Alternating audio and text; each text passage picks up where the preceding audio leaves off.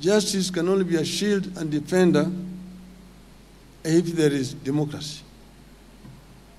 May we dwell in unity, peace, and liberty. Unity means that people who are united, people where there is no form of discrimination, either on the basis of race, tribe, religion, or gender. Peace and unity. Peace. Peace is not merely the absence of war.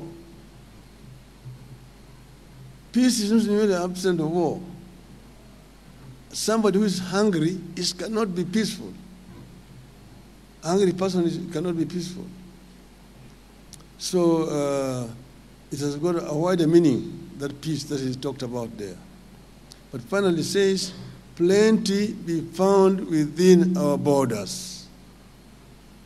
Plenty be found within our borders is a very strong statement. That plenty was not going to drop like manna from heaven. It was going to be a product of the sweat and toil of the people of Kenya. Meaning what? Meaning that we must create a conducive environment for people to create wealth. People must be enabled to create wealth. And they say freedom and the rights. One is the right to life was fundamental. To the right to health is fundamental. The right to quality education is fundamental. Right to food, fundamental. Right to education. Right to education. So all these were there. But then people were expectant. But over the years, the joy of independence has been tempered by many battles, a struggle that has continued for 6 decades. We have fought poverty. We have fought ignorance. We have fought disease. We have fought corruption. And we have fought tribalism. But these challenges march on with us. In spite of our tribulations and against monumental odds, we have fought and we are still struggling to build a thriving democracy.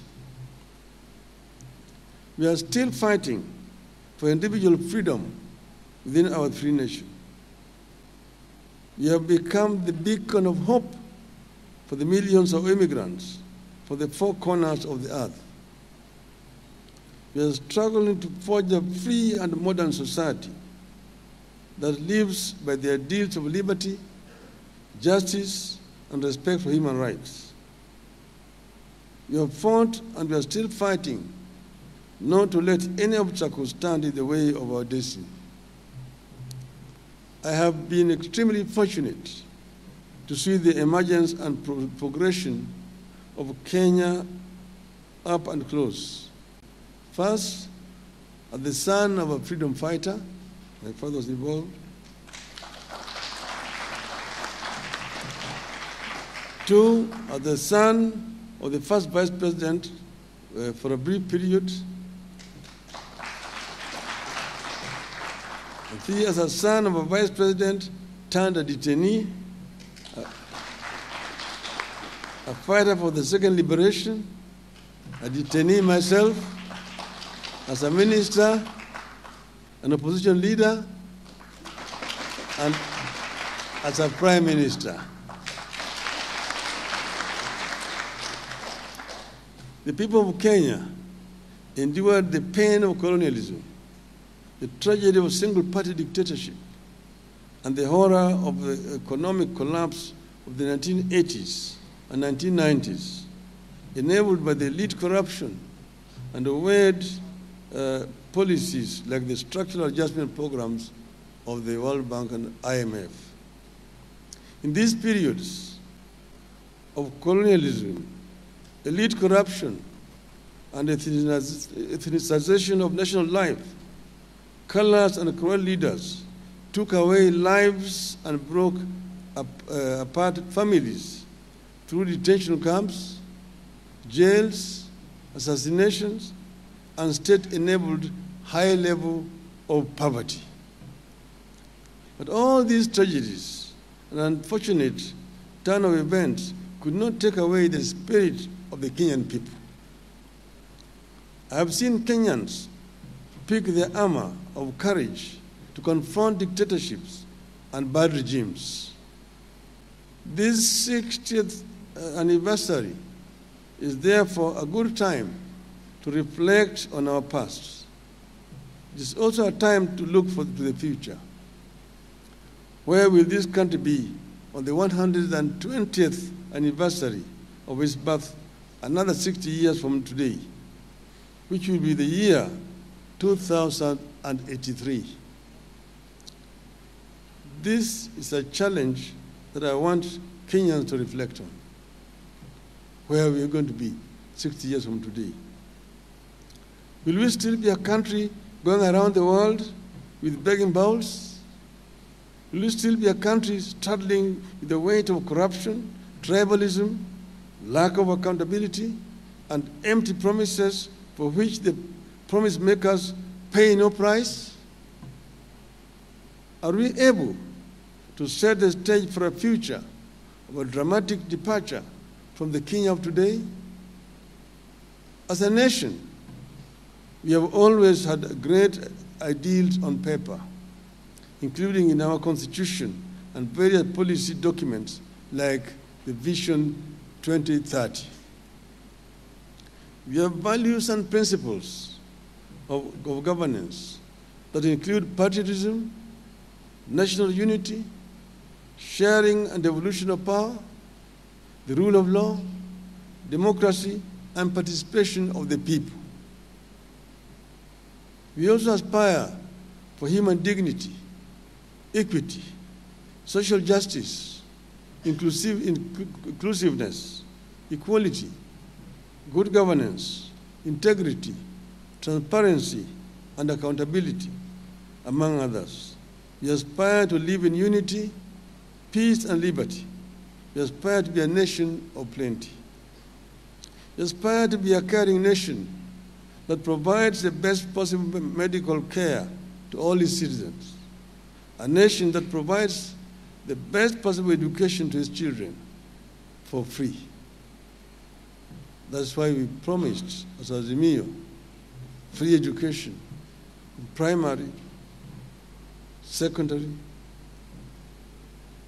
up to university level. We have always aspired to be the nation that extends a helping hand to the elderly, the needy, the widows, and the orphans through social security safety net programs. The founding vision is a critical document for nations that proceed to succeed.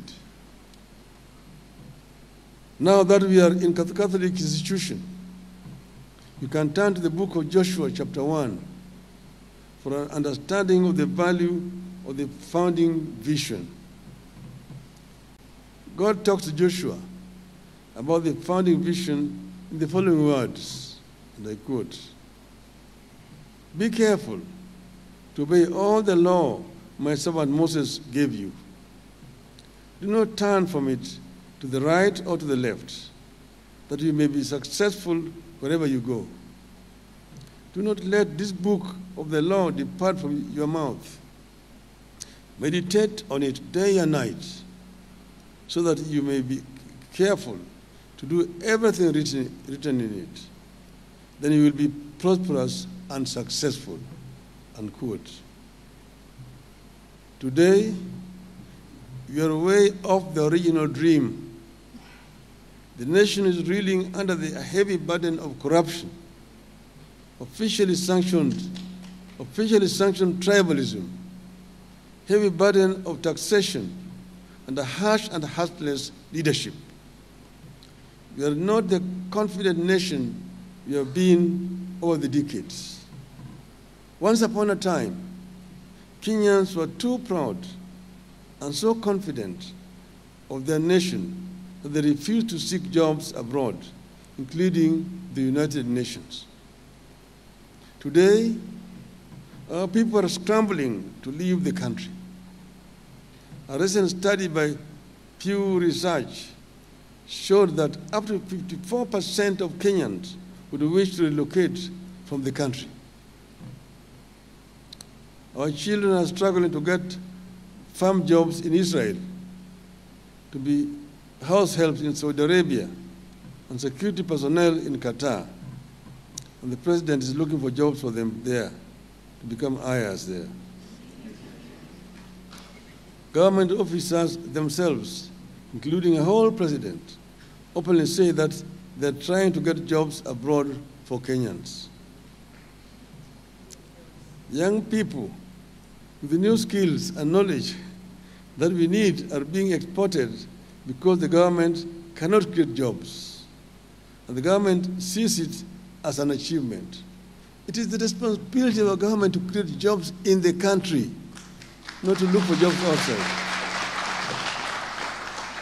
When you have a whole president running out there that is looking for jobs for people here, something is terribly wrong. We live on debt, but we still live large. We drove ourselves into the trap of the IMF and the World Bank and their unusual conditionalities that are driving us back to the 1980s and 90s. We are on the downward spiral, and a steady one at that. We are staring at a doomed future. We are uncertain and fearful of what tomorrow holds. We live one day at a time because the longer-term founding vision has been dropped. It is my position that if we return to the founding vision of this country, Kenya can emerge in its 80th or 120th anniversary as one of Africa's greatest democracies and a secure and flourishing homeland for her children. You can emerge as a democratic state that is governed by law, respects human rights, and rejects corruption. I deliberately put emphasis on pursuit of democracy and rejection of corruption as a critical pathway to Kenya's progress.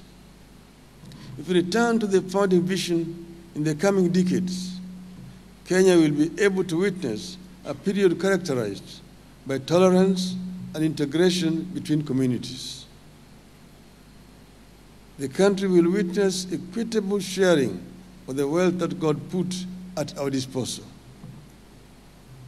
If we return to the founding vision, Kenya will live through a period where leaders answer to the people, not the other way around. We'll have a country where leaders focus their energies on important things like funding education schools, fighting corruption, creating jobs here for the children. We educate and casing the burdens of the people. Kenya will then open up a hopeful chapter